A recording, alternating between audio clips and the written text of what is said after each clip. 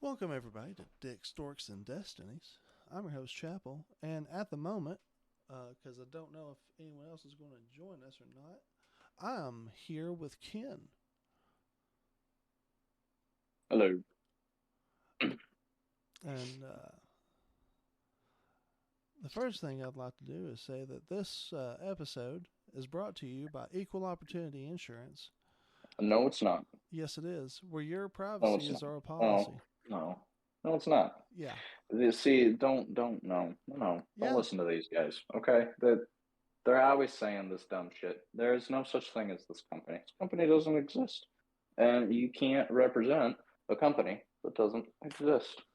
I also can't be Dickweed. sued by a company that doesn't exist, so don't worry about I would it. laugh if all of a sudden you got papers. I'd be A like, cease and well, desist. yeah, that'll go over great over the next podcast. Oh my gosh. Wow. Someone get me Owen I'm Wilson. not even I'm not even joking. If we got some cease and desist papers, that would be a subject for or that would be a topic for an episode that we would have. I believe it. Anywho, today's episode is about Dungeons, Dragons, tabletop RPGs, and the theorization and the mystery of the old ideas that it was part of the Satanic Panic. Ah, yes. Okay. I love this. So interestingly enough, people still think that Dungeons and Dragons or when you say D&D, um they don't always think it's uh when you say D&D, they don't always think it's Dungeons and Dragons. Um, I would Is there say another terminology that I don't know about? there's not. There's an assumption. So for a lot of people who never learned anything about it because they're like, nope, I'm not doing this. I'm not learning it. Um, I some don't people. want to throw math rocks. Well, no, they didn't even understand that it had anything to do with dice. They just thought it was that they didn't even know what it was. They did not have any idea what it was. In fact, I had to talk to my mom about it several times because she and I she when I started playing, she was very opposed to it. And like it was a fight like back and forth because I would play I'm it with just my kids. imagining this. Just imagining like this dark hooded figure, just walking up to you, going, "Excuse me, sir, would you like to conjure your Lord and Savior Satan?" and hands you a little bag of dice and goes, "Throw these." Well, a lot of people didn't even know it had dice in it. And some of the people that did thought it had to do with gambling. Um, my mom asked me several times if D&D was Demons and Dragons or Dungeons and Demons. Um, and it's just, oh man, no, it was a little crazy. Um, That actually sounds like it. Look, I obviously haven't been playing Dungeons and Dragons for too terribly long. I'm not necessarily a novice, but I'm not like a, well, what would you be, a grand wizard? But I would be a master conjurer. oh, a master conjurer. Okay, okay. Put your wiener away. Um, No. I mean, so when I originally once upon a time heard about like D&D, I mean, I didn't think about anything, I guess, satanic.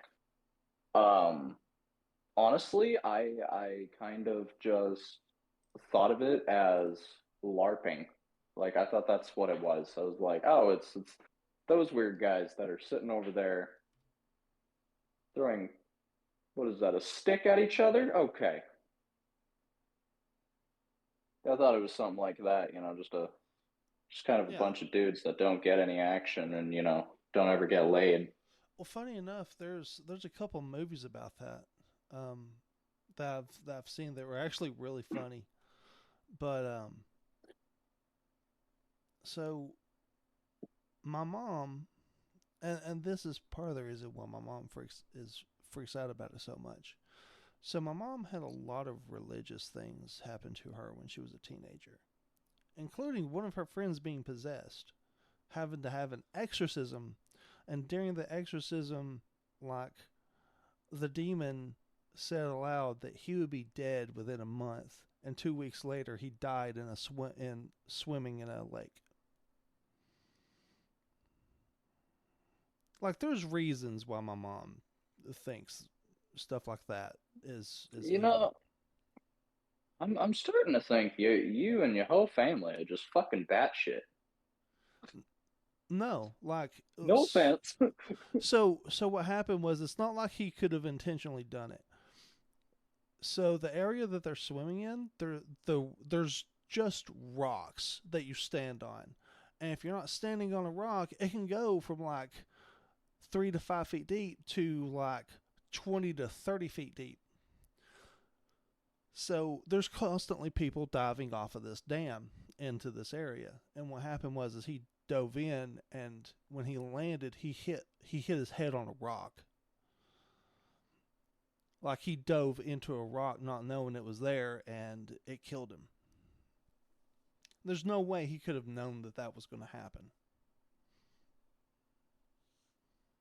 Are, are you sure? Because, like, if you already know that those rocks are there, like, Well, they were. Everybody was constantly like people still die in that area to this day. There's 2 or 3 deaths in that area. It's a no swimming I'm area at the dam, yeah, and people I'm just go thinking there that's the anyway. point. Yeah, I'm thinking that's my point here. You thank you for confirming that people are idiots. Yeah.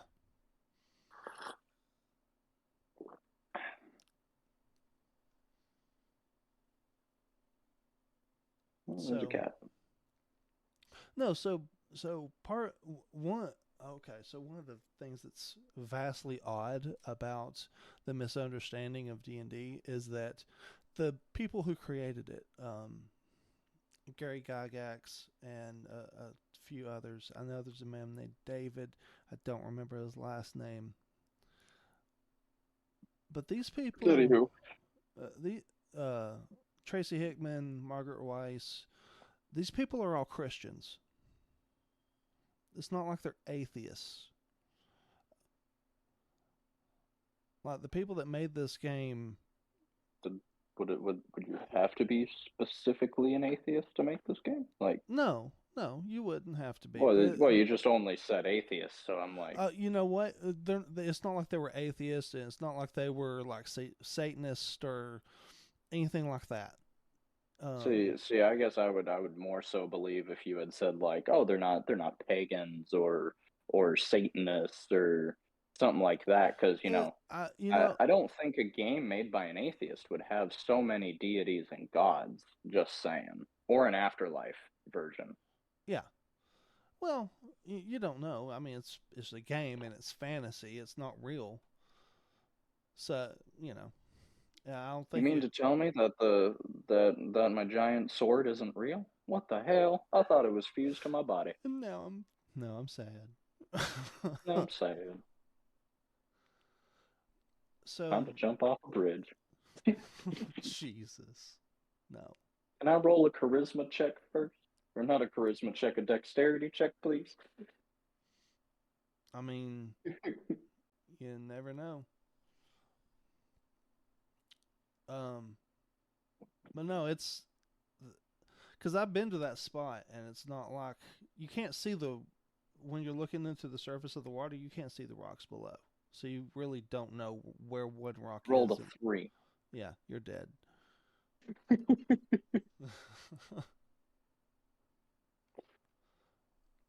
So I think it's funny because the original creators of the game and the people who made the lore for the different worlds of this game, they're being pushed out because they were all like conservative, and they had like conservative views. Even like some of them had conservative views that even I don't agree with, but they're just products of their time. Hmm. And Well, now, yeah, I mean, you've watched this small idea that was born into reality turn into a multi-billion dollar industry. yeah, And it's not even like a corporation. That's the biggest trick. Like Dungeons and Dragons is one of the rare things that's not a corporated idealism. Like, sure, now they're owned by Wizards of the Coast. Yeah, Wizards of the Coast is a type of corporation. yeah. And well, the But Wizards of the that's Coast is trying to corporatize D&D. That's what the sixth edition is, and they've started printing out. They've started putting out the sixth edition this year. Um, right. But I mean, I'm looking. Okay, so like I'm looking right now. For our viewers that don't know, we have a bookshelf dedicated to Dungeons and Dragons type S stuff. I mean, I'm looking at stuff. I mean, not all of this has the registered Dungeons and Dragons logo on it. Like you have Mage Hand Press, you have mm-hmm, Kobold Press. Like mm-hmm, these are companies' names that's outsourcing. Like, and let's be honest, we've seen it before. Critical Role, for example, although we are not sponsored by them, sadly. Um, their stuff had nothing to do with standard D&D. yeah, Like it had stuff in it, right, but I mean they had stuff involving Pathfinder and Lord knows what other kinds of things, that they took from all these little tidbits and made their own thing. Like this is a game that's not corporatized. It's right, not let me go to the store and buy something Dungeons and Dragons. No, I can go to any store and buy any kind of dice or just a regular sheet of paper, mm-hmm, and you kind of just go from there. yeah. Anywho, sorry, No, the no, you're side okay. kind of side ranting on that tangent there, but the original idealism between the original creators. Go ahead.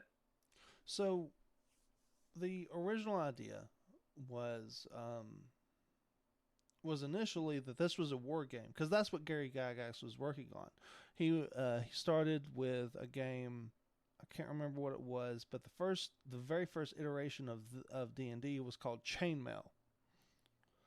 Um, Okay, that's interesting. Did not know that. yeah, and Gary Gygax was very much of the opinion that you know elves and dwarves and magical races were actually weaker than humans. He didn't like the idea of any of the magical races, and I could be wrong on this. I should probably go and do a little bit more study on it. Maybe a Um, little bit. You're making him sound like he's got a really small penis and a really big set of balls. I don't see how I'm doing that, but fuck off. It was a testosterone joke, like Oh, gotcha. superiority. Yeah. I he really liked war, man. He was designing like medieval war games similar to Warhammer, but without magic. Gonna say, don't get me started. You do not have the time. I do not have the time to Yeah. get started on that. So what ended up happening was D&D came out in 75. The company TSR, which originally owned Dungeons and Dragons, came out the year before. Um, and there were a few different worlds that were built. Um, Tracy Weiss and Margaret Hickman helped establish the Dragonlance series with the books that they were writing. And what's funny is they played D&D and that was their it was just they wrote novels out of the games that they played and some of the conversations that happened in those games. And they're really good books. They are really good books. I've actually read them. Um, there was also, who was it?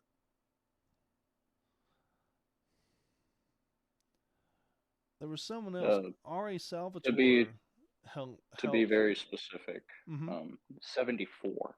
Dungeons and Dragons became published in 74. Okay. Yeah, that's right. They became published in 74. TSR was established in 73. Yep.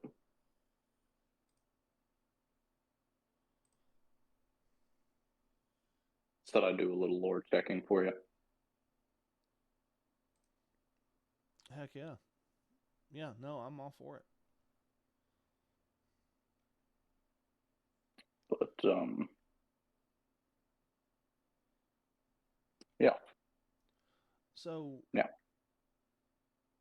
so something interesting happened during third edition of D&D cuz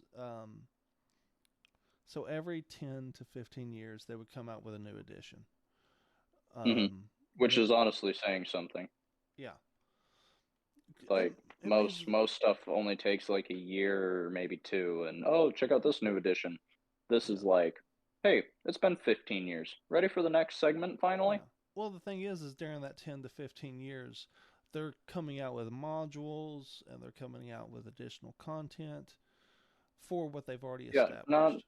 not to mention, mind you, folks, for anyone listening that actually doesn't know how to play Dungeons and Dragons, um, this is not a game that takes, a couple hours. This is like I'm in a campaign with this guy.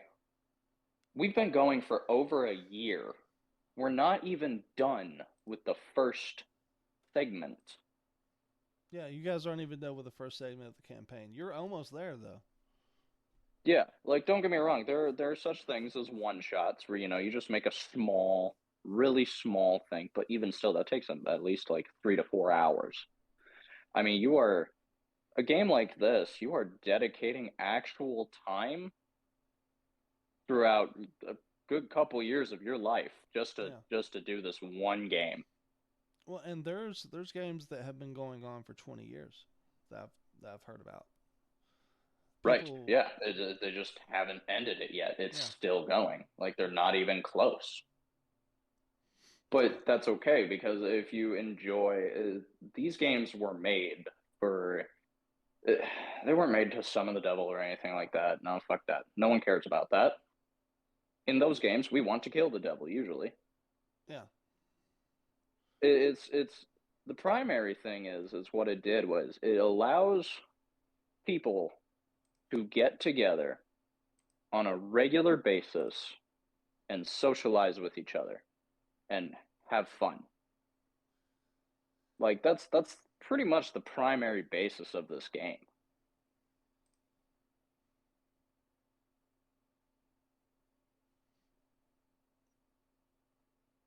Chapel, you got quiet. yeah. So the thing that's happened is Wizards of the Coast is kind of we're not is kind of disassociating themselves from the original creators. Oh, don't we know it? We've Yeah, been it's watching their crap happen for the last what, 2 years now? yeah they're very much of the opinion of we're going to go woke on this, and by that I don't mean like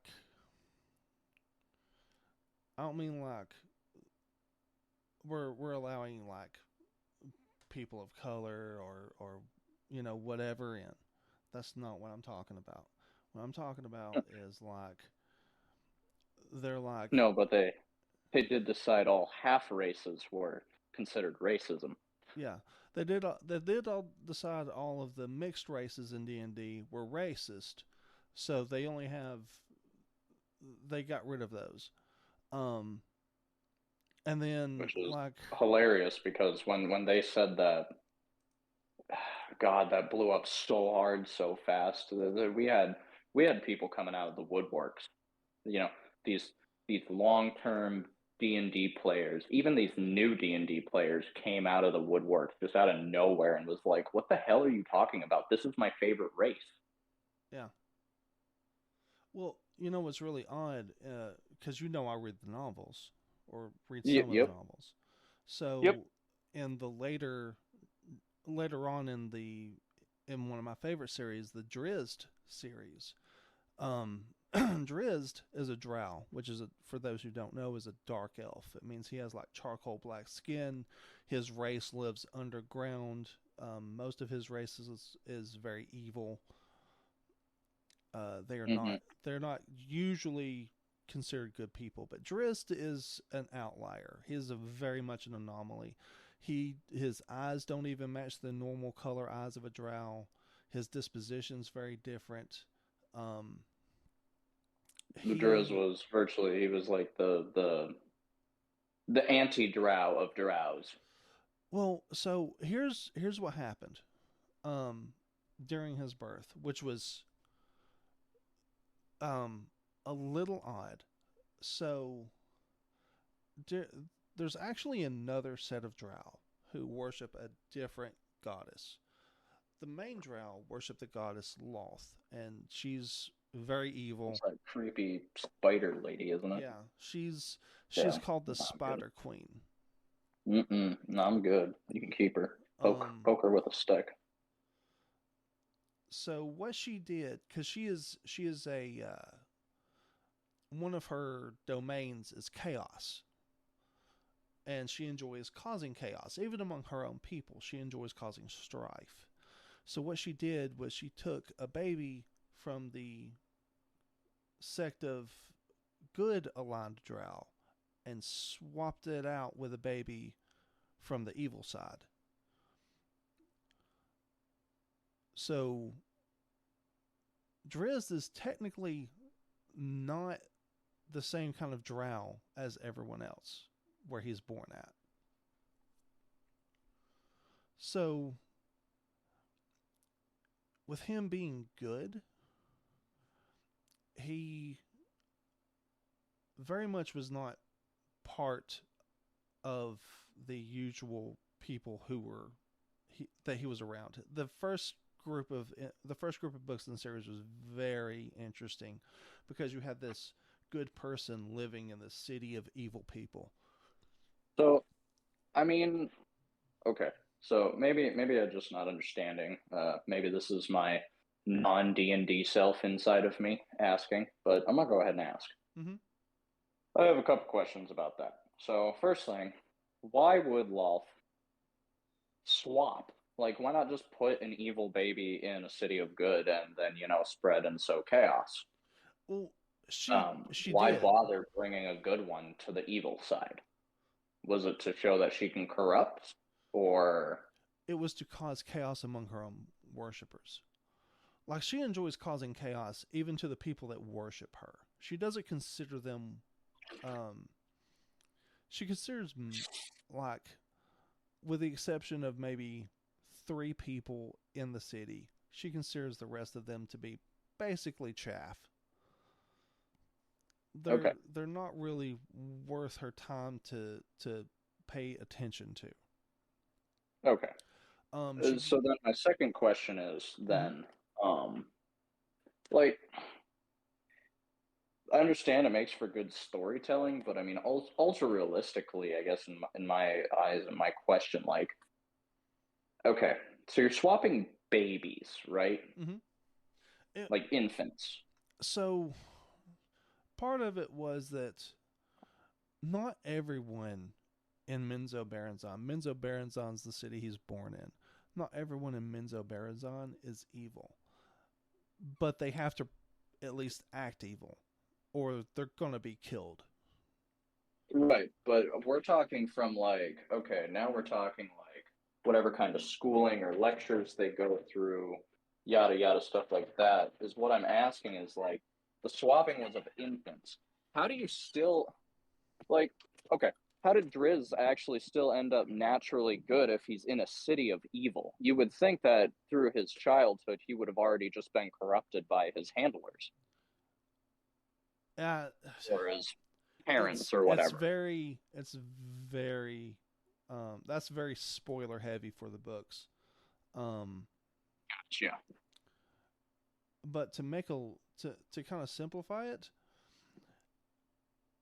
from the moment he was weaned and could understand speech, he was basically treated like a slave. He wasn't even allowed to look up from his feet and to entertain himself, because they're in the Underdark and it's kind of cold, and um,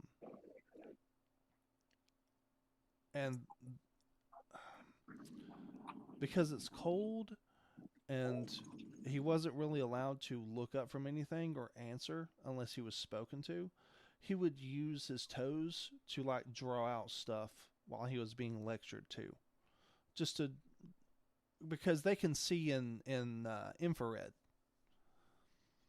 So Yeah. he would shift his eyes into the infrared vision and just draw heat like circles to enter to kind of keep himself occupied until I believe he turned 15, and then he was allowed to look up and speak at that point.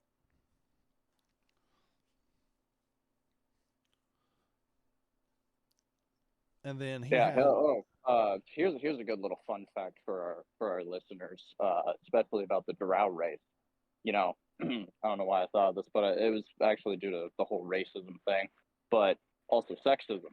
You think men are the ultimate power? Not in that race, my friend. no, The women are the ones that own everything, control you, and if you're a man, you are a slave to them. yeah, pretty much. Even their own race is basically just males are just considered Males are the fodder and the slave worker, and yeah, the women are the queens and the deities. yeah. They they only have the Loth. They don't have any other gods other than Loth. Oh no, but it's the idea of in comparison of man to woman. Yeah. Um so the easiest way to explain it is the hierarchy goes drow woman at the top. They Yep. always get what they want. They're allowed to do what they want.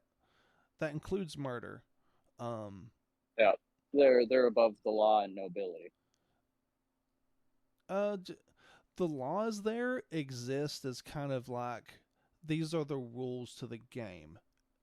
The rules to the Yeah, for them there's it's a game, and the rules to the game are you're not allowed to do this if you get caught.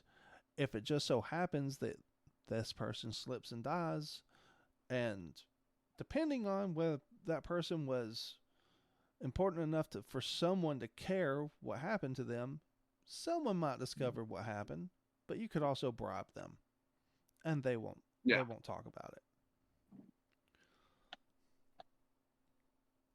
yeah. The Drow society is, especially in the Loth. Uh, they are they take darkness to a new level. Yeah. So to give you an idea of what punishment for Drizzt was like before he was allowed to speak, um, Drow can levitate. They can they have this magical innate ability to levitate themselves. And he was being instructed by his older sister. Uh, he had three older sisters. One was Breeza, and I can't. Breeza was the most violent, and she was not the one permitted to like kind of look over him. There was another one. I can't remember her name. Anyway, going back to the point I was initially trying to make is that Drizzt is a drow. He went to the surface and fell in love with a human woman, and they had a child. And because that child now is in existence in the story, they've literally just said, "Oh, well, that's not how that works anymore." So, Now we're reverting. Sorry for the walk. Um, now we're getting back into the what Wizard of the Coast is doing. So like all of the stuff was already written, published, made, stuff like that, right? Yeah. And now Wizards of the Coast comes in and they're like, "Oh, well, that's a half race. We can't have that. So we're gonna take it out of the whole fucking storyline that already exists, and Mm-hmm. now it's gone out of existence." Yeah. It's Not the very. whole book. They didn't take the whole book out. They only just took, that part out. So it's like you're sitting there. It's like reading an old book and there's pages missing, and you're going, "Well, what the fuck?" Yeah. Um, that's why I don't support Wizards of the Coast anymore. And that's why we're moving more into a tabletop RPG renaissance, where new tabletop RPGs are coming out. The first time they screwed Right. this up was in fourth edition. In fourth edition, they came out and it was so video gamey and so. I was gonna say, I've from all the D&D players I've ever heard of, I've never heard anyone talk about fourth edition. So This is the first time I've literally heard fourth edition ever get brought. I've never played fourth edition, but I've seen fourth edition getting played and I've looked at the books. So the way it works is instead of just like spells going off and doing stuff, certain spells would just certain spells would just be um like heals over time or damage over time, and those people would have to keep track of it, and those Ooh, people would also have ooh, ooh, ooh, ooh.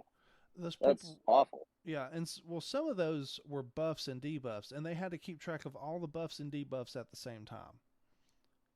Oh God. And Like, don't get me wrong. Like, yeah, I mean, D for and D, for me, but I love the video game aspect, but that needs to stay in a. That's too much for one person it to needs keep to track stay. of. It needs to stay. Yeah, it needs to stay inside of a video game because video games have an algorithm specifically for that stuff. Yeah, We are already, as a player and as a game master or a dungeon master, uh, you already have to keep track of a lot of stuff. yeah, Like, there's a reason you see us buy notebook after notebook of like yeah, the 5 subjects. That's just for one character. Yesterday, I mean, folks, I wrote two and a quarter pages worth of information for a just for a few minutes worth of game. yeah. And not just that, but that was a short game too. Yeah, that was a short game for us. That wasn't even a standard game, so we didn't even get that far. Yeah, But I mean, these campaigns and these stories that we play, you can actually write a legit book out of it. A 1,000-page book easily. yeah. Especially if you're Make it a paying series. attention. Yeah, and especially if you're paying attention to like what's All the going on in the detailing and story what's and going the on and who's interaction. talking. Yeah, and the interaction Yep, and between what is characters. said. Like, it's to the point that I think it would be kind of cool if, uh, and I'm just saying, like out of our module, should definitely, like, especially some of these recordings, go back, listen to them, and type it all out. I'm Yeah, interested to see it in book formation. yeah, Like, I bet it would be pretty gripping, and especially with how some of the player basis is. You're gonna get some interesting, funny parts.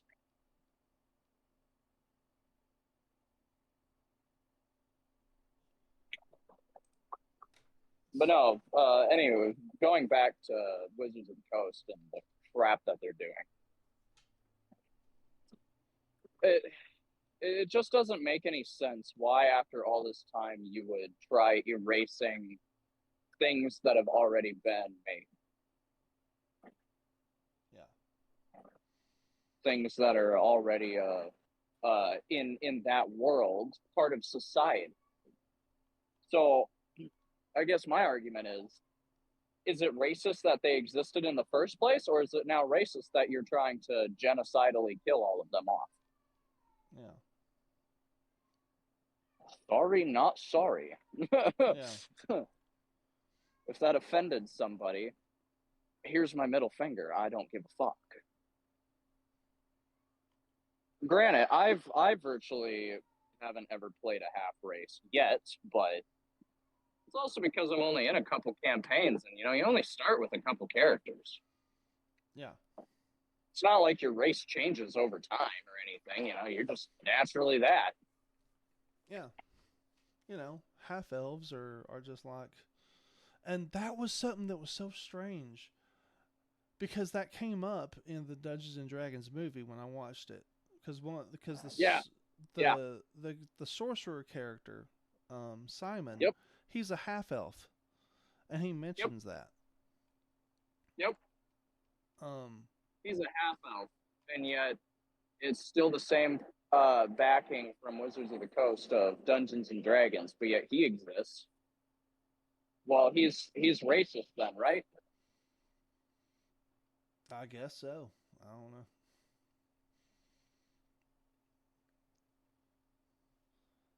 Well, we're gonna. I messed up this morning, and I woke up late, so that's why not everybody was here. Um, so we're gonna cut this short because I'm pretty sure Ken, you're about to walk up to work, aren't you? Yep, yep, I am, and I'm getting blown up. I'm sorry, folks. I gotta cut. All right. Well, we'll talk to you guys later. Y'all have a wonderful day. Yep. Mm.